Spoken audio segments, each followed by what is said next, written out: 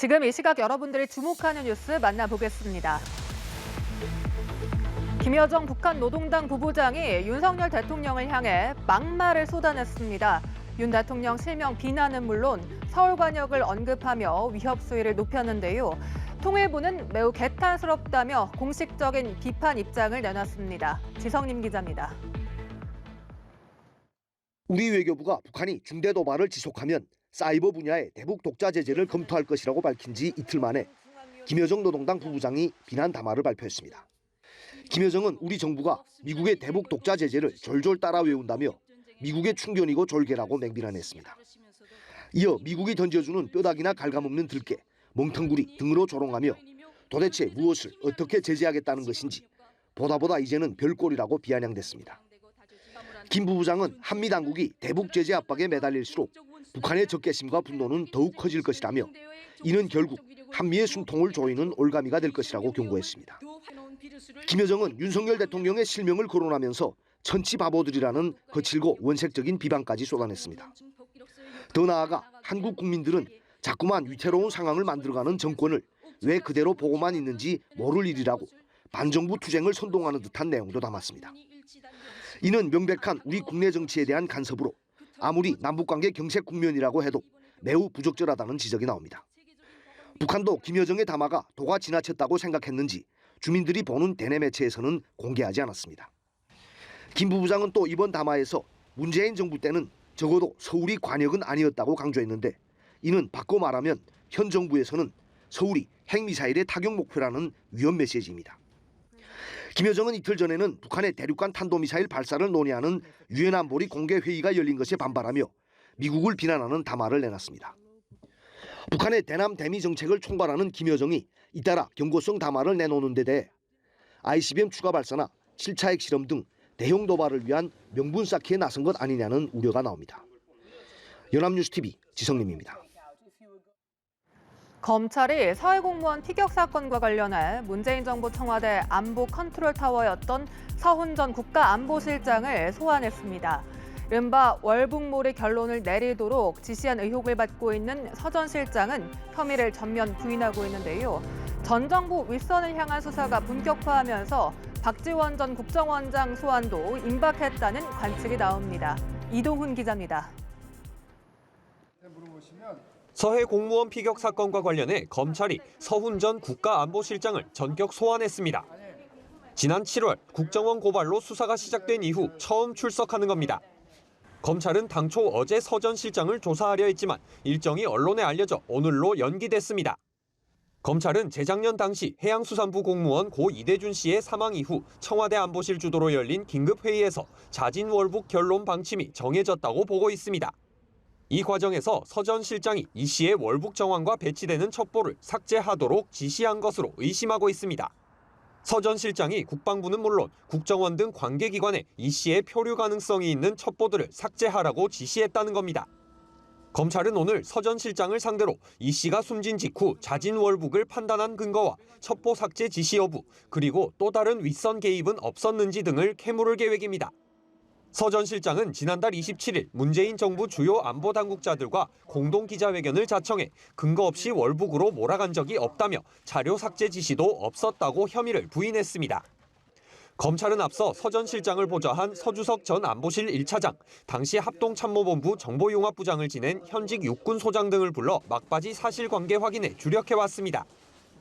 검찰은 윗선 지시 여부와 컨트롤 타워인 안보실의 역할 등을 규명하는 데 집중하고 있는데 첩보 삭제 혐의를 받는 박지원 전 국정원장도 조만간 소환해 조사한 뒤 두 사람의 구속영장 청구를 검토할 것이라는 전망이 나옵니다.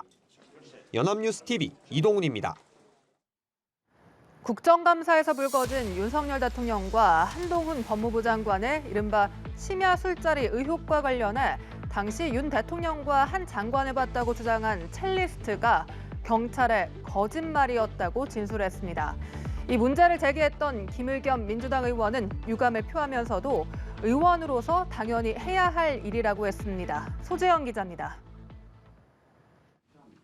한동훈 법무장관과 김앤장 변호사 30여 명이 청담동의 한 고급바에서 술자리를 가졌다는 의혹을 제기한 더불어민주당 김의겸 의원.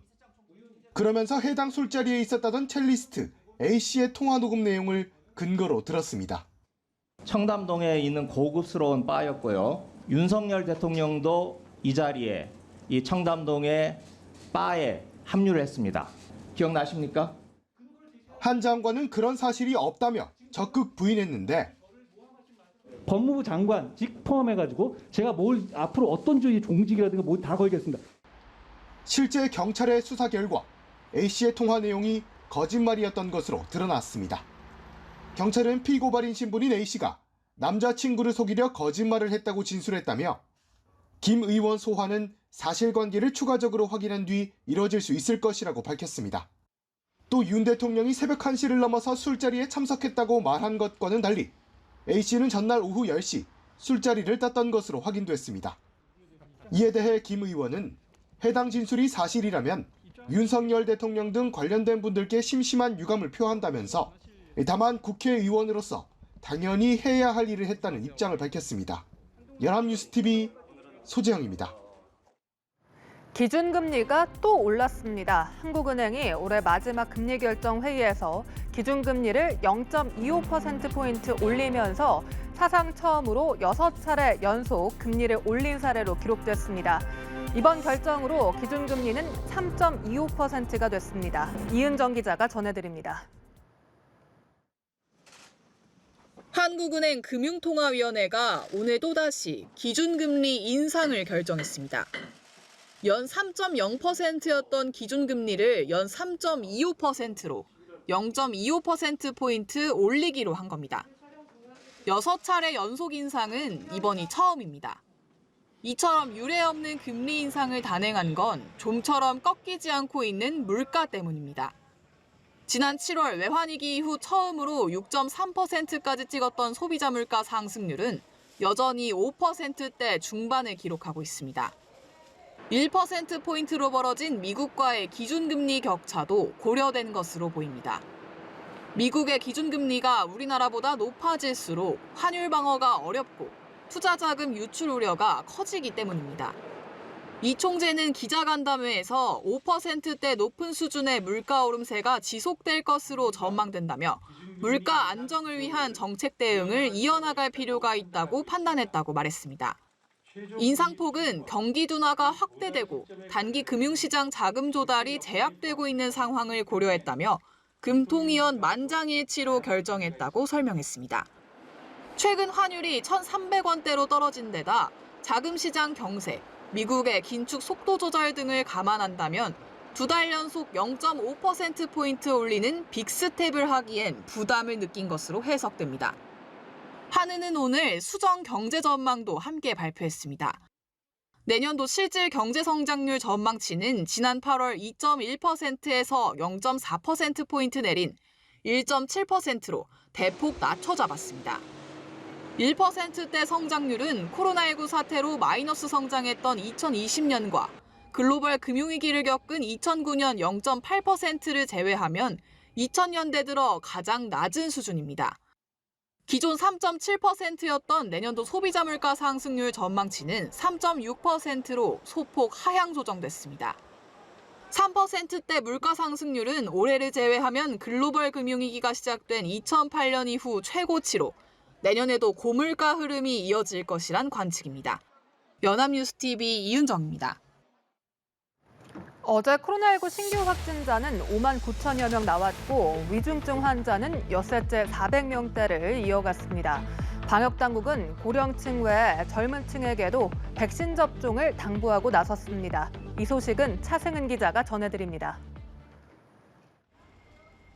전국에서 새로 나온 코로나19 확진자는 5만 9,089명. 하루 전보다 1만 명 넘게 줄었습니다. 7차 재유행 국면에서 주말이 아닌 주중에 확진자 수가 큰 폭으로 줄어든 건 확산세가 줄어든 게 아니라 숨은 감염자가 많아진 탓이라는 게 방역당국의 분석입니다. 날이 갈수록 증상이 있고 코로나19 의심이 되는데도 확진을 안 받는 분들이 늘어나고 있는 추세라고 저는 보고 있습니다. 실제로 후행지표는 재유행 상황을 여실히 보여주고 있습니다. 입원 중인 위중증 환자는 437명으로 엿새째 400명대에서 내려오지 않고 있고 사망자는 하루 전보다 6명 많은 59명 나왔습니다. 점점 악화하고 있는 유행 상황과는 달리 동절기 백신 접종률은 여전히 저조한 실정입니다. 대상자인 18세 이상 성인 대비 6.6%, 60세 이상 고령층은 18% 정도에 그치고 있습니다. 60세 이상 고령층과 면역 저하자 등 고위험군을 중심으로 백신 접종을 당부했던 방역당국은 이젠 젊은 층에게도 접종을 독려하고 있습니다. 롱코비드 예방에도 상당히 기여를 한다. 할머니, 할아버지들을 모시고 있는 젊은 분들이라면 꼭 같이 맞으셔서 가족 내 안에서의 그런 전파 상황을 최소화시키는 것도 더 나아가 현재 18세 이상 성인에게만 허용된 개량 백신 추가 접종을 청소년과 고위험군 소아에게로 확대해야 한다는 목소리도 전문가들 사이에서 나오고 있습니다. 연합뉴스 TV 차승은입니다.